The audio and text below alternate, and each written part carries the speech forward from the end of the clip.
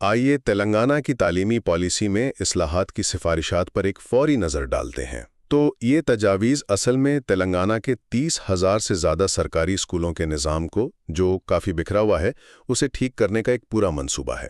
مقصد یہ ہے کہ ہر طالب علم کو ایک جیسی بہتر تعلیم مل سکے۔ تو سب سے پہلی اور سب سے بڑی بات، سسٹم کو ایک کرنا ہے۔ دیکھیں ابھی کیا ہو رہا ہے کہ سرکاری، مقامی ادارے اور ویلفیئر اسکول یہ سب الگ الگ چل رہے ہیں۔ اس سے ہوتا یہ ہے کہ کسی کو وسائل زیادہ ملتے ہیں، کسی کو کم۔ تو سفارش یہ ہے کہ ان سب کو ایک ہی نظام کے تحت لایا جائے تاکہ ہر بچے کو ایک جیسا معیار اور موقع ملے۔ دوسری اہم بات ہے ٹیچرز کے بارے میں۔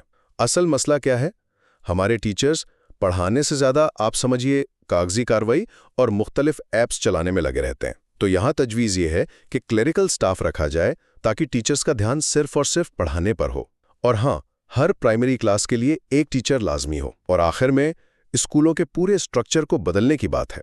مطلب جو اسکول ایک ہی کیمپس میں ہے، جیسے پرائمری اور ہائی اسکول، انہیں ایک کر دیا جائے۔ پرائمری اسکولوں میں نرسری اور KG کلاسز شروع کی جائیں تاکہ بچوں کی بنیاد شروع سے ہی مضبوط ہو۔